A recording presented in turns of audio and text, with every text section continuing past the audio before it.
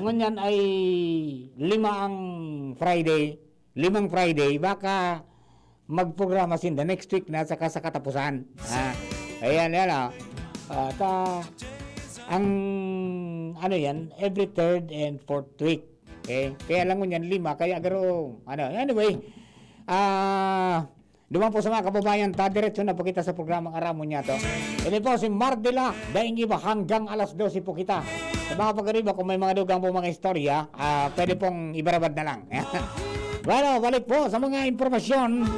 And I would like to say thank you very much po pala sa PYZ Enterprises, sa padagos po na pagsuporta sa Samuya sa aspeto kan pagkapagayon kan linya kan komunikasyon ka mga pag-iriban niya ato sa luwas. Sa pagi po kan installation ng VHF radio antenna. Salamat tabi kay Sir Raul Calio at saka kay Ma'am Marisa Calio kan PYZ Enterprises. Basta sure po yan sa pangaipo po nindo sa personal mga negosyo o kaya emergency response, VHF radio, ang kaipuan po nindo, day ka mo problema sa load, 24/7, konektado ka mo. Magdiyan ka mo sa PYZ Enterprises. Okay? Nyaw po dyan mga dekalidad na mga VHF radio para magamit po nindo sa indo pong mga pangaipo sa Roal daw. Ang PYZ Enterprises, nag-install naman po ng mga antena as in nag-ofrecer nin after sales service. Kaya pag VHF radio ang hanap mo, i-PYZ mo na yan. Yan, okay? Para po sa mga kababayan natin. And siyempre sa mga tagapagantabay natin, mga birthday celebrators, happy birthday po. Many returns of the day, more life, prosperity, and happiness. Salamatan po pala kay Sir Buboy Canyo. Sa pag-akomodar sa Samuya, sila man kay Mayor Noel Rosal, na matugutan kaming makalibot duman sa Legazpi City Sanitary Landfill. Kung sain mga tugang pigpuproseso sa mga basura na pigkukolekta, oro aldaw. Pagkatapos, iguana po dumanin bagong pasilidad, pwede kay itong susel baga, may susel to pala na napano na, natambo na nakidaga. May mga awot na nga, may mga tanom na. So, duman sa, sa puro, iguana po sindang composting site. So, mga nabubulok natin na basura, sumali dyan sa merkado, pigproseso po ninda, pig-shred, pinagpiridaso ng saradit, tapos may fermentation station sinda na may makinang nagsisirni. Pigsalakan po kay chicken dong. Hindi pa panao daw itong libre. Sa mga farmers natin, sa mga plantitas, para may magamit. Arog na po kayang ka-agresibo ang satuya po na syudad in connection sa pagmantinir kang satuya pong palibot na maging malinig and magkaigwa ng alternatibong source of livelihood sa mga kababayan natin. Talagang mayroong pera sa basura and then masusteniran ini po na paghahanap niya to ini pong food security para po sa pagtaranom kay po kasi may abono na natural. So yun po, tabi iguana dyan, dakulang bagay po ini para po sa mga kababayan niya to, lalo na ngunya na dakul na nagka-interest na magtaranom bako sa naning mga plantitos plantitas kundi pati po mga na ngunyan, mga gulayo na. Dahil na-realize na ninda na bako dapat na pag nangaipo ka ng pagkaon, madalagan ka sa palengke. Pwede man pala sa likod ng bahay o kaya dyan sa mga nakabitay mo sa hampangan ka narong kang bintana nindo. Sa mga barisbisan ka narong. Okay, so thank you very much po kay Sir Buboy. May edad na kaya kita nawalat ko subi si Fredyo ko duman sa salit baga. Tapos antipara na-excite ako maduman nga kita. Sir Mar sa ito ngayang tinao ngayang kang Okada kan Japan, nagibon ng fertilizer. Diretso ako buhat sakay ako sa auto. Nakabot na kami naman sa Iwabeso. At pag-alim mi naman sa Legazpi, sa Bangkiro, nagbilipat kami sa Daraga. Doon kami sa Iwabeso. Pigiling mo ang proseso man. So, ang gabos po na istorya na yan, abangan po doon sa aga. Pero one thing talaga na dakula man ang talagang gikonsumong oras ang gigastos mga tugang kan sa tuya pong syudad para lang sa pagmantinir kan sa tuya pong palibot. Sana kita man po mga households, kitang mga residentes, makikooperar po kita. Yung ultimong pag segregar kang basura, yan po dapat religiously isegregar tang maray, tangani na di man mapagalduman. Tamay na ang experience na sinda na sumangaling sa merkado na ayos ta segregado. Suwaling sa barangay, pagkaganan nila duman sa may mga alog plastic. Sus Maria Joseph, nararaot man yan makina. Yan, okay? So, siguro kooperasyon sa naman. Pagkatapos sana umabot sa punto na balik kita duman sa basics. Dahil ang payaw mo niya, Nal. Dahil ang payaw, saka darakulang malubago. Naramdaman kan saralit pakita ka ito, yan ang pigapatosan ta kang bulinaw. At yung mga sira, ano? Ngunyan plastic na. Sana mawala ng plastic. Because yan ang pinaka-the best, number one step mga tugang sa management kan sa tuyang mga waste is avoid plastics. Because according to studies, pag pinabayaan ta po ini, tangga mo sa plastic na may tarapat sa kalimina pasiring sa dagat, maabot na ang 2050, mas dakol pa ang plastic sa dagat kaysa sa sira. Gusto nindo kaan. Di ba? Ngunyan pa sana puro po ng tanatabi. Alright? Bueno, si Alar Mario nasa linya para po sa dagdag natong informasyon dyan sa luwas. Partner!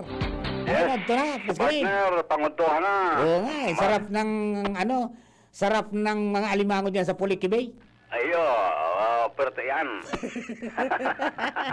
Pilay waring. May epekto garing. Yan sana. Magkatakot na. Kumusta dyan? Maigpit partner sa mga merkado publiko. Ang sitwasyon ko niyan, kumparakan mga enot na aldaw, ta dati-dati, dyan sa sentro kan Legazpi, napalabay man kita. Dati baga face mask sana ang pig-obligar na gamiton kan mga naglawag sa saudan, pati sa mga may pwesto dyan. Pero ngunyan, obligado na nin face shield. No face mask and face shield, no entry. Dyan sa merkado publiko kan Legazpi. Di binalik so kunyan, striktong pag-pautob dyan, pati na ang pag-ugas ng kamot. Dahil naman, sa pag-ugas dahil naman. Basta face shield and face mask. Face shield lang and face mask. Kaya abisuan to naman sa iba na gusto magpasiring sa saud na iyon ang bagong patakaran. Saan merkado naman digdi sa Legazpi. Sana dagdagan ki physical distancing. Iyo, Yan ang sarang naging problema dyan, yung distance amigo. iyo man iyan ang na-advise kan pulis. May mga pulis man na naka-deploy digdi. Paminsan piga-abisuhan sa mga tao na mag-social distancing mangyaray. Importante yan na malikayan taan COVID. And yun na yan sa sitwasyon sa paglibot-libot naman, ang ibang barangay, ikaw naman ki mga checkpoint sinda, pero baka man masyado maigpit apera sana kung nariparo kang dayo, ay talagang apoton ko na sa inaan toyo. Pero ngunyan, baka man masyado, kumbaga randaman sana, nabigiwan nitang checkpoint, siya rin ka na abiso ni Alcalde Noel Rosal, kundi may pig-monitor kitang informasyon na sabi sa subdivision na pig-develop, digdi sa southern area kan Legazpi, ang matrabaho aling Manila. Ayaw yan ang pig-monitor ta kung umarabot mananggad na matrabaho digdi sa rong pig-develop na subdivision. Kung ano ang sistema kayan ta siyempre hadit man sa mga residente digdi ta siyempre mga dayo baya aling Manila. Kung dahil ki proseso sa salod ninda, ay baka madali kita kayan. Pero ngunyan, maskan mga otoridad, monitor tang pig-monitor maninda, ang sharing na informasyon, tao ni mananggad sa rong subdivision digdi, sa may southern, talagang pikupo na na. So, patrabaho, talagang sabi, puga-puga yung trabahoon, mga kaayo daw ang trabaho digdi, kaya hidali ni. Pero ang problema nga ni sa health protocols, ay yung sa tuyang pigawan ito. Sa bagay, kung sa presente, basta mag-share sa naman sa border, man makalaog. Iyo, Ang problema, kung pasiparahon sa border. iyo nga ni, kung makalusot. Yan. Takon siyempre mga proseso sinda. Taara man yan, maski sa mga nagtrabaho digdi sa tuya, baga na pasiriring ito Mindanao ka ito, nag-agi talaga sinda sa swab, bago sila makaabot duman. In the Dapat same lang. manner, bago magbalik digdi, iyo man. Iyo, dapat Kaya lang. so, dumo mingi, nagdurudura ko la. Dinaldog pala, dinaldog siya doon. Wala nga yung alternatibo na ngunyan, pwede na ang Philippine Red Cross magproseso kan sa laiba. Iya, so Red Cross, tabang man. Anyway, tabi partner, iyan ang mga update pa digdi sa paggawa nito sa palibot. Alam Mario, this is GB. Thank you very much, partner Al. So, ingat na lang po kita tabi sa mga kababayan natin. Medyo bako po normal ang sitwasyon. May mga bagay po kitang dapat na isakripisyo para po sa kapakanan mga tugang kan bilog na pamilya ta. Bako sana kan sa tong sadiri, kundi kan bilog na pamilya ta. Iyo man sabi ta na, pag naulakitang ka, nadaramon sarong nindo, may problema kita. Di ba? May problema kita. Talaga ngayang data mapugulan, COVID is a dangerous thing. Yaon po talaga yan. Kaya kung di kita maglikay, may problema kita. So, iba nga ng mga maingato na dadali, o kita pa na medyo relax kita digdi sa probinsya. Yeah. So, di pagtawaning tsansa na makapenetrate mga tugang sa mga barangay nindo o sa mga harong nindo, ayan po na COVID. Kung sa indo po na babasahon asin aramon sa mga revelasyon ka mga nagkako-COVID. So sendang namatian kan the moment na nagpositibo po sinda asin in-isolate o kaya ibinugtak sa inadmit hospital. Isos Mario yun yung ordeal mga tugang na din na malilingawan sa tanang buhay ninda. Because pag na-descuido ka man nga ni talaga, pag nadali ang sa imong immune system, buminagsak, duwang bagay, manatili ka sa hospital or 6 feet below the ground ang destino mo. Di ba? Pag na 6 feet below the ground ka, di mo na maalis sa pamilya mo. Maaling ka kang pamilya mo, nakalag na sa urn. Abo na. Di ba? Because the protocol pag abot po sa management of the dead is pag ika-suspected o ika-na-find out na positive sa COVID, cremation. Di ba?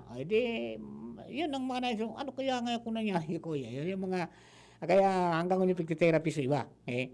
Kaya po, ingat kita tabi. Bako po magayon ang sitwasyon sa palibot, as in, difficile kitang makabalik dumaan sa dati nga to na nakaugalian na mga pag-aratin sa mga pagtiripon-tipon, pagiging relax sa palibot, ay medyo po kita tabi.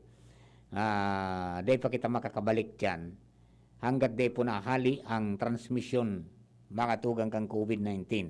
Ang maraot pati may mga nabibilog na iba, nagmumutate, nag-uugbon baga, nagkakapirana, may South African, may Brazilian, may United Kingdom, di ba? Tapos si Guapang P3, na dahil pa nagkakumpirmar, itong P3, yan so sabi sa Pilipinas man nailing. Tapos kung yan sa France, siguro naman na bago na sabi dahil na-detect RT-PCR. Naraman sana na COVID pala nito, kan nagadana kan in-examine sa dugo, ang pangyayari. Ayan, kaya iyo po yan, magsunod sana sa minimum health standard. Simple man sana, di ba? Face mask na taklob po ang ngimot asin an dungo, face shield para po sa protection sa mata, physical distancing para at least 1 meter to 2 meters kung mo pwede. Tangani na ka maulakitan basta, di ba?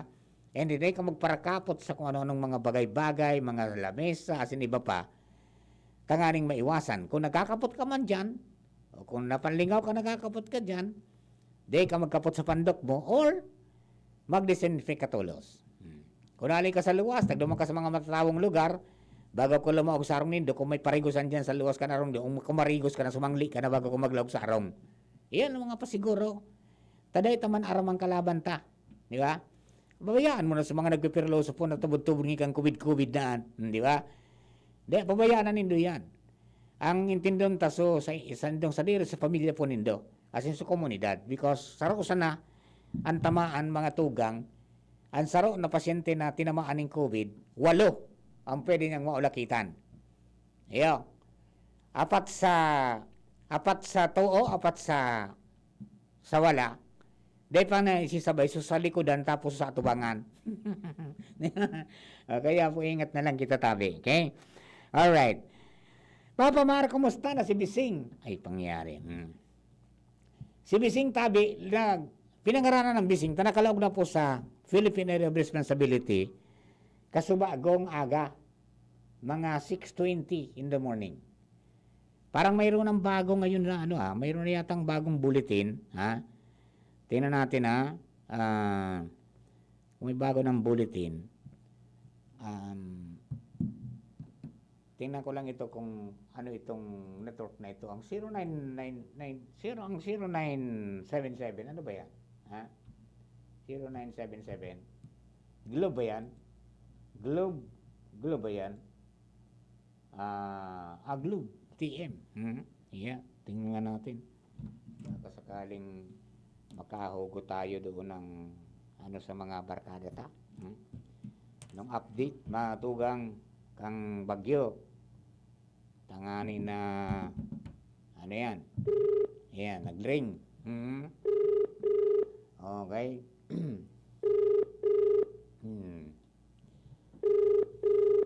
Nag-ring ang Pag-asa. Hello, Pag-asa? Pag-asa Legazpi, hello po. Apo, Ma'am Janice, si Mar de la Cruz dito ng DCGB. Makahingi ka ng update tungkol kay Bising. Apo, please go ahead po. Magandang umaga po. Para po sa kalagayan po at pagtaya na ating panahon ngayong araw, April 16, 2021. Kanina pong alas 11 ng umaga, nagpalabas na po ang Pag-asa ng Severe Weather Bulletin number 1, Tropical Cyclone Alert. At ito nga pong si Surig, yung bagyo pong binabantayan natin na may international name na Surigay, pumasok na nga po ito ng Philippine Area of Responsibility at pinangalanan na po itong Bising. At ngayon po lumalakas pa po ito at isa na nga rin po itong typhoon category. At kanina pong alas 10 ng umaga, ang mata po ng Typhoon Bising ay huli po itong namataan sa layong 960 km silangan ng Surigao City, Surigao del Norte, or nasa layo niya po sa Legazpi, nasa 1,230 km east-southeast ng Legazpi, Albay. Taglay nito ang lakas na hangin na umaabot ng 130 km per hour malapit sa gitna at pagbugso umaabot ng 160 km per hour. At ito'y kumikilos pa kanluran, hilagang kanluran sa bilis na 15 km per hour. Sa susunod po na 24 oras, nasa layo na ito na 615 km silangan ng Surigao City, Surigao del Norte. At sa susunod po na 48 hours, nasa layo na ito na 355 km silangan ng Catarman, Northern Samar. At ito nga pong si Bising ay inaasahan po nating kikilos po ito west-northwest until Monday po yan. At pagdating nga po sa may silangang bahagi ng Southern Luzon, ito po ay magre-recurve at liliko po pa northeastward patungo pabalik po ng karagatan. At ito nga pong si Bising ay nananatili pong mababa ang tsansa nito na maglandfall sa alimang bahagi po ng ating bansa. At maaari na rin po tayong makaranas po ng pag-ulan at pagbusto po ng hangin pagsapit po yan ng linggo dito po sa Kabigulan. At ngayong araw na to, dito po sa atin sa Bicol, maaari pa rin po nating maranasan ang bahagyang maulap hanggang sa maulap na kalangitan na may mga pulo-pulong pag-ulan o pagkidlat pagkulog. Mahina hanggang sa katamtaman ng ating hangin na magmumula sa may hilagang silangan ng Iral na may banayad hanggang sa katamtaman na pag-alon ng ating karagatan. At sa ngayon wala pa naman po tayo nakataas na gale warning sa mga baybaying dagat ng Bicol Region. At ang ating inaasahang agwat ng temperatura nasa 23 hanggang 32 degrees Celsius. At ang ating araw po ay lulubog mamayang 5:58 ng hapon. Wala po dito sa Pag-asa DUST, Janice Rosero na po ulat. Hello, Ma'am Janice. Yes po, sir. Apo, Opo. ano ang diameter nitong bagyo? As of ngayon po, sir, nasa more or less po 500 po. Uy, malaki rin ah. Okay, so ano ang pinakamalapit niya sa Bicol? Anong araw? Malapit po ito, nasa distansya po ito in the next 24 hours, nasa 465 kilometer po yan ng Ligas. By Sunday morning po yan.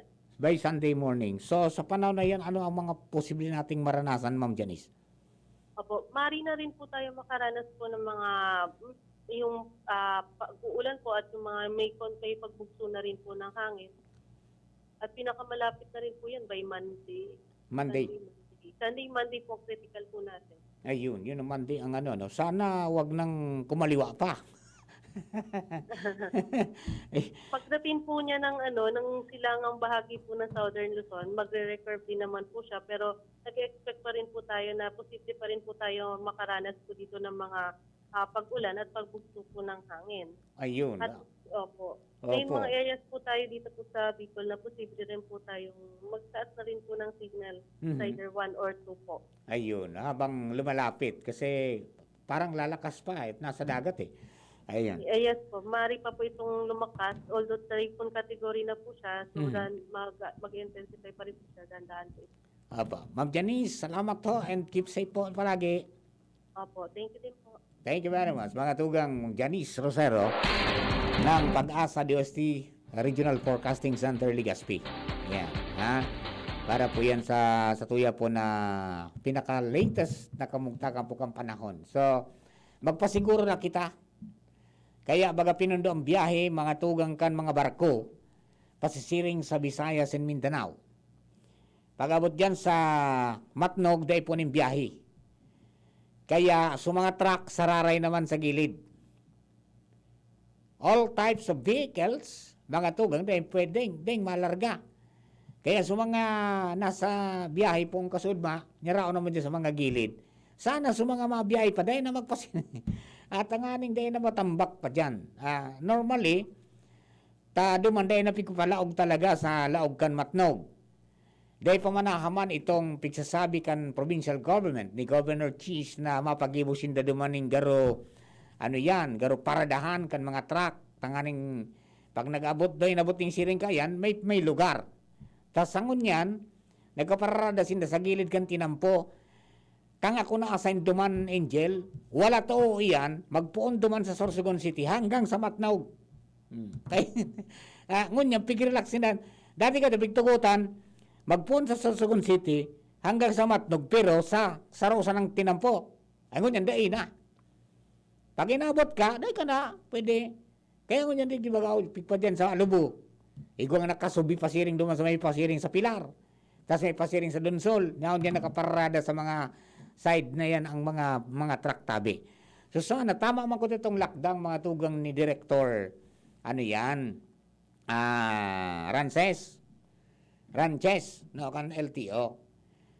Sa atab na panahon nagpalawas po sinda ning abiso, pero sana connected duman sa itaas, tangani na duman pa sana, sumaharali pa sana mga baso kung anuman, mga van or kung anuman, mga truck.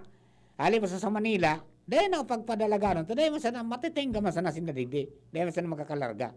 Di ba? O kaya duman sa border, dahil na pagpalaugon mo na, tanganing dahil magkita magka-iripitig dita. Minsan na-deteriorate man ang sitwasyon ng kapalibutan, yung health status kang iba. At dahil man nga nag-relinig kami, kung siya titarapok, ayan ang problema natin. Okay? So yan po tabi, para duman sa mga kabarangay ang dagdag po na mensahe para po sa Indo. Ano Nald? Okay na ako? Maduman na po kita tabi muna. Para menta sa Sendo po gabo. Salamaton girari sa pagkantabay. Thank you and God bless po sa mga kababayan ta. Hanggang sa aga sa Boses kang Kapalibutan with Father Momoy Borromeo. Sumali sa magkape at magkamilyon sa Jim's Coffee Raffle Promo. Ang isang entry ay dapat may kalakip na 5 sachets